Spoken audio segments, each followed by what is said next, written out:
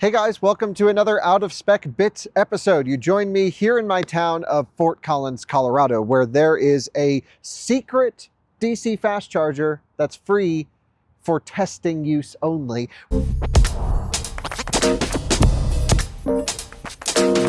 We're at Lincoln Electric here in our city of Fort Collins, and Lincoln Electric's pretty cool. We've featured them on our channel a few times in the past. They are extremely famous for building like high quality, hardcore welding equipment, and now they're merging into the DC fast charging space. Actually, a similar background in a sense to ChemPower. We've showcased their DC fast chargers very often on this channel. They started as Kempe, which is a welding company. Not that they actually do the welding, but they manufacture welders, the power modules, everything required. Actually, a lot of the technology that goes into welding is very similar to what you need for DC fast chargers. So it's kind of a clear next step to get into charging electric cars. And well, that's what ChemPower did and built a very successful business, and now hopefully growing in the US more from that starting point, and same here with Lincoln Electric. So what Lincoln Electric has done is they've actually put this charger here in our city of Fort Collins. Let me show you. I've just charged up this Honda Prologue that I've been driving, and talk a little bit about what's going on here. So this is the Lincoln Electric. How does this go? This is got to go there and there. It's a super industrial high power DC fast charger. It's called the Velion. Alyssa, any guesses you want to say?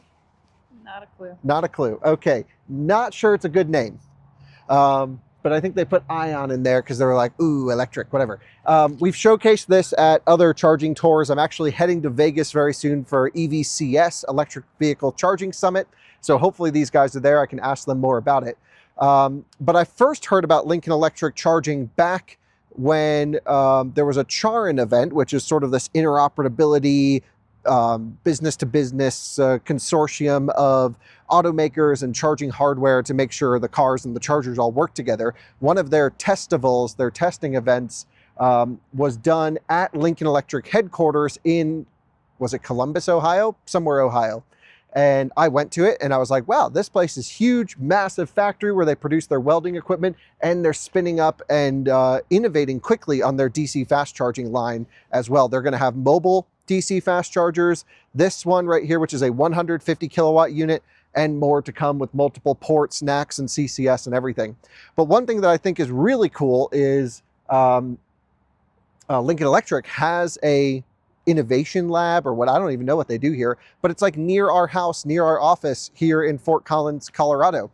And I was driving by one day, and if you look right over there, Alyssa, you can see the street, you can see some cars going by, and out of the corner of my eye, I spotted this green light at night. And I'm like, what is going on over there?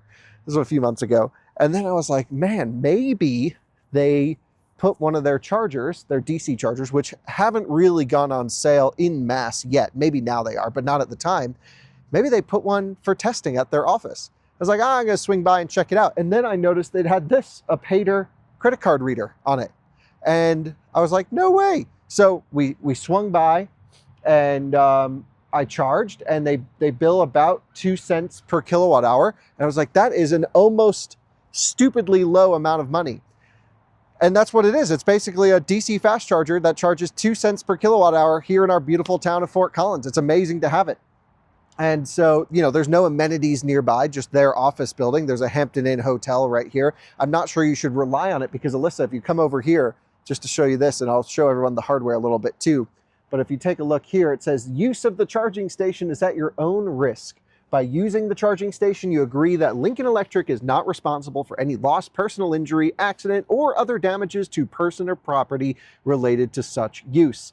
This is a convenience for EV owners, and basically it says, okay, this is not a normal amount you should pay. A charger provides subsidized charging costs. Do not leave car plugged into charger after session is complete, and this charging station can be unexpectedly taken off for repairs at any time. So what that means is this is something you shouldn't rely on for your daily charging needs. But if you're here in Fort Collins and want to stress test this thing, that's kind of what it's here for. It's just to make sure that the hardware is seeing a bunch of different vehicles, the interoperability is working, the power modules can output full power, And I just love that we are one of those testing sites in Fort Collins. And I'm not sure how much use it gets. Maybe I can ask the guys. Let's actually plug in this. I've also brought over a Nissan Aria, or as my dad likes to call it, the Aria, if you watch any of his Out of Spec Dave videos. Don't fully know what's going on there. Interesting cable management. You can see it's not a swing arm, very industrial, very, very sturdy. These are REMA cables. What is this thing? This is a 300 amp cable. That's the maximum this charger can output, is 300 amps. And it's rated at 150 kilowatt charging speeds, which is fine. I'm filming on my phone that I normally would use to activate a charger, but I'll just go there. I can present my card, plug in, tap to pay. It actually doesn't display 2 cents per kilowatt hour, but it is roughly 2 cents per kilowatt hour.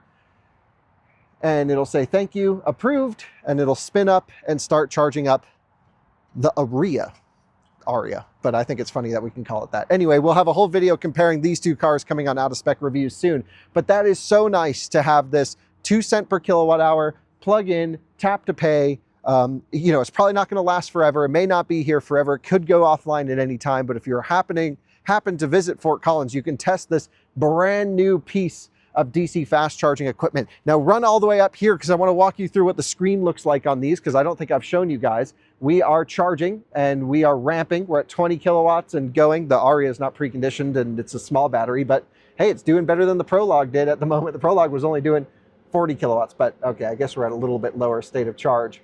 And you can see that it gives you huge decimal on the amount of energy delivered. That's what's coming out of the cable here. I can even click around maybe. I see these little icons like to click in to get more information, but I'm not seeing it. Really nice state of charge display there.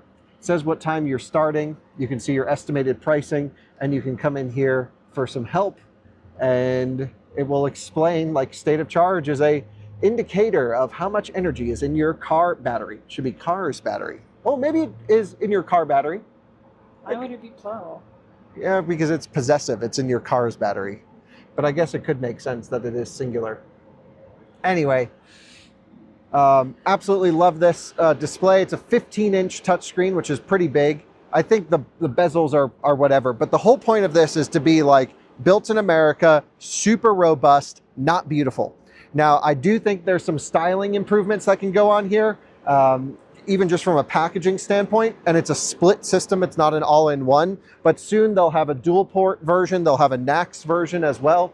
And I do think 150 kilowatt is kind of the right power level for most charging applications, that are not on the highway. I really think 150 kilowatts perfect for that inner city, urban, daily charging. You really want 400 plus kilowatt chargers for the highway corridors, and maybe at like shopping centers or malls, you could go down to 20 kilowatt chargers. But I'm actually okay that it's not crazy high power. I'm sure in the future you'll be able to link two of these cabinets together and get over 300 kilowatts of charging power.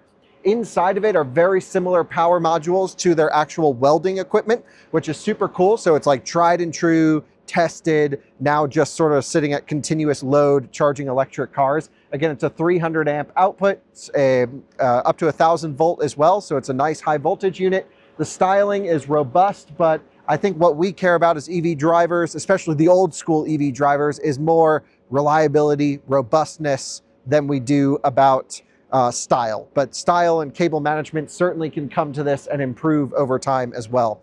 The last point I'll give you is to me, it doesn't seem like Lincoln Electric is here to build out their own charging network. They want to sell this equipment to charge point operators, independent businesses, etc. It's just at this particular site, they are the owner and the operator with the Pater system, tap to pay, doing EV drivers a huge service to give away electricity at only 2 cents per kilowatt hour. It makes sense because they want to make sure their billing processes are robust and secure on the back end, I would imagine. And also, they get a bunch of testing data. They're stress testing the charger, and they are also providing the community a great service. So if you're swinging by town, stop into Lincoln Electric. It's off of Harmony. If you see these chargers in the wild, let me know. I have not seen any public installations other than at Lincoln Electric in Ohio and now here in Fort Collins. Absolutely love this whole setup, what they're doing with it.